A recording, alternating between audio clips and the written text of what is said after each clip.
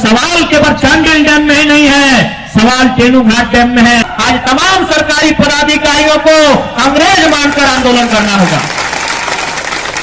जितने भी सरकारी पदाधिकारी हैं, सरकार के लोग हैं, उन्हें हम अंग्रेज मानेंगे और उनके खिलाफ जिस प्रकार आंदोलन हुआ था उसी तर्ज पर हमें आंदोलन करना होगा। क्योंकि आज एक बात हमेशा याद रखिए, टाटा रहे, अंबानी रहे, अडानी रहे या बिल गेट्स रहे, सबने देखा, सबने जाना, ये बिजनेस कुछ क्षण के लिए हो सकता है, नौकरी कुछ क्षण के लिए हो सकती है, ये जमीन अस्थायी होता है। आप और हम बिल गेट्स का नाम सुनते थे कि दुनिया का सबसे धनी आदमी है, आज नंबर 1 में है क्या? शायद नहीं है। चाहे नहीं है ना, अपना माइक्रोसॉफ्ट का बहुत सारा बड़ा शेयर वो बेच चुका है। बिल गेट्स के बारे में हम लोग सुनते थे कि दुनिया का सबसे धनी आदमी है, लेकिन आज नहीं है, क्योंकि वो अपना जो माइक्रोसॉफ्ट है, सुनने ना या उसका कुछ हिस्सा या फिर किसी प्रकार का शेयर वो बेच चुका है। आज उसके पास 3 लाख एकड़ का जमीन है। आज उसके पास 3 लाख एकड़ का जमीन है। 3 लाख एकड़ यानी लगभग चांडिल डैम के बराबर। आपका ये 4 लाख में है ना, 4 लाख एकड़ यानी सारी लड़ाई जमीन के लिए। आप जो हम सोचते हैं 40 साल की नौकरी पाकर फूले नहीं समाते हैं, वो 40 साल के लिए असली जड़ है जमीन को लेकर। दुनिया का सबसे बड़ा धनी आदमी आज अपने माइक्रोसॉफ्ट को हटाकर जमीन खरीद रहा। इसलिए आज इस जमीन बचाने की लड़ाई में जिस प्रकार हमारे पूर्वजों ने चाहे अंग्रेजों से सामना करना हो या अलग झारखंड राज्य का गठन करना हो, अपने प्राणों की आहुति देकर अलग झारखंड भी लिया है और भारत को स्वतंत्र भी कराया है। हमें अपनी माटी को बचाने के लिए आगे आना। बिल्कुल अभी पूर्व के वक्ता भाईगण कह रहे थे कि आज विस्थापितों का ये हाल है तो हम घुसपैठिए के समान।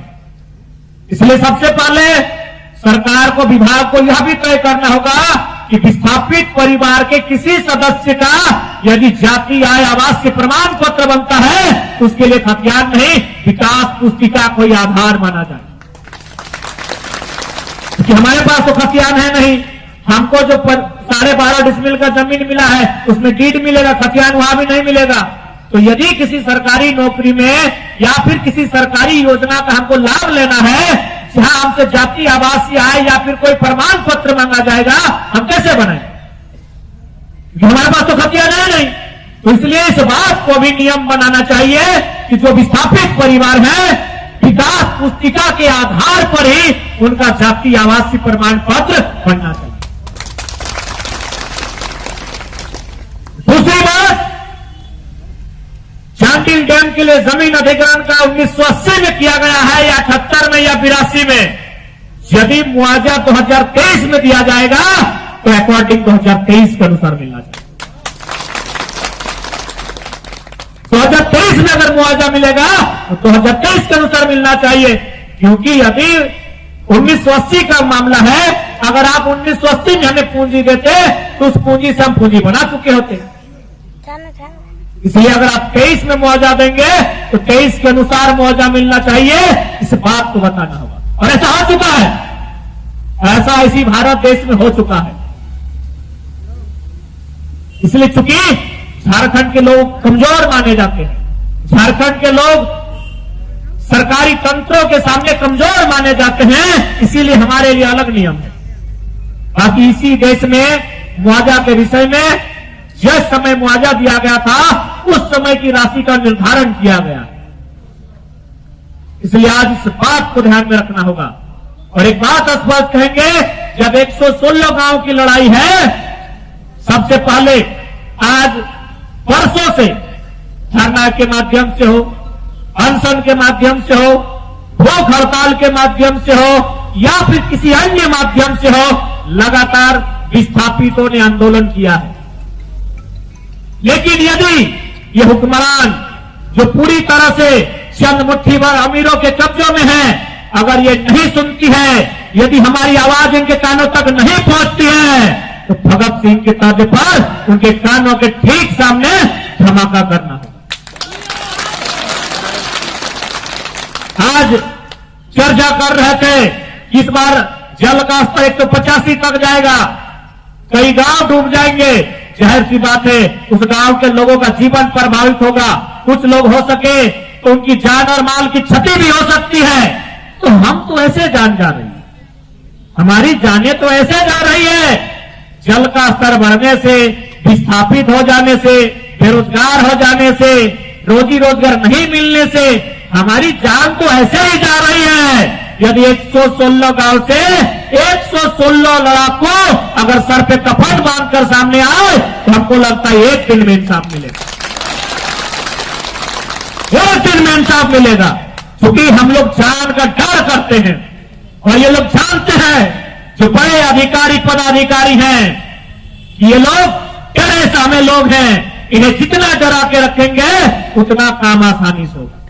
कल्पना करके देखिए 116 गांव से अगर 116 मां के बेटे या बेटियां सर पे कफन बांधकर यह कहते हुए निकल जाए, जब तक विस्थापितों की लड़ाई को मुकाम नहीं मिलेगा हम लोग घर वापसी नहीं करेंगे, चाहे कुछ भी परिणाम होगा।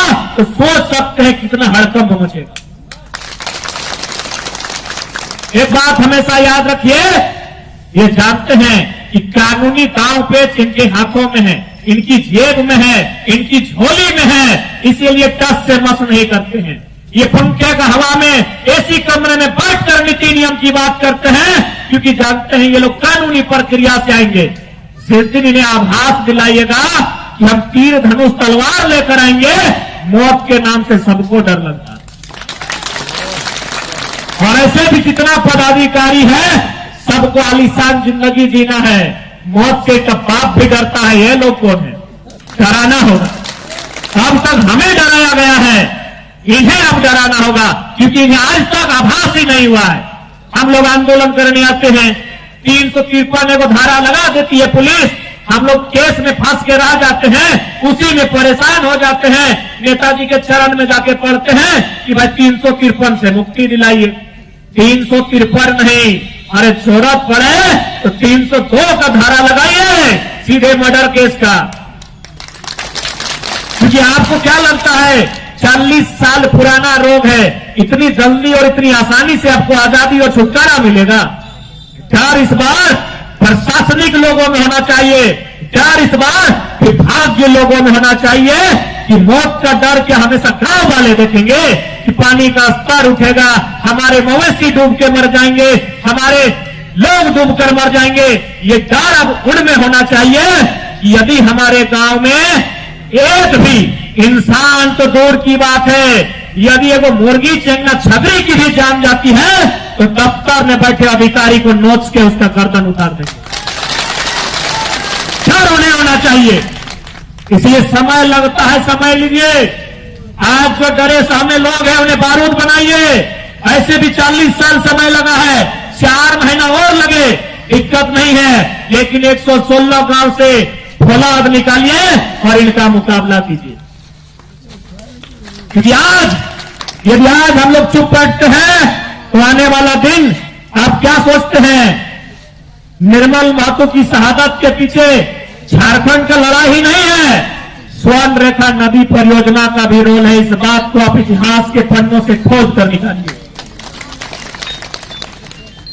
निर्मल महतो की शहादत के पीछे स्वर्ण रेखा नदी घाटी परियोजना का भी योगदान है। इस बात के इतिहास को पुष्टि कीजिए।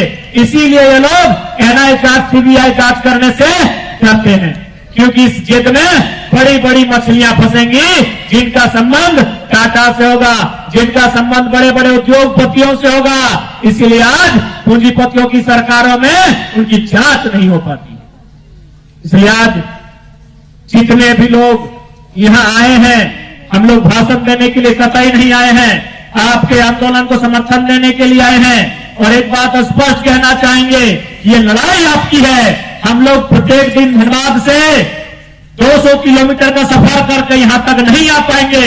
और सवाल केवल चांडिल डैम में ही नहीं है, सवाल तेनूघाट डैम में है। हमारे मही पटेल भी सुनकर हजारीबाग से आए हैं आपके बीच। हर एक जिले में, हर एक प्रखंड में समस्याएं हैं। इसलिए आप ये मत उम्मीद कीजिए कि स्वर्ग से आपकी मुक्ति के लिए कोई आएगा। ये किताबी और आसमानी बातें हैं। आपको धरातल पर स्वयं लड़ना होगा, क्योंकि आपकी लड़ाई है। किसी के भरोसे आप रहेंगे तो चले जाएंगे, ठगे जाएंगे। आपको लड़ाई आर पार लड़नी होगी।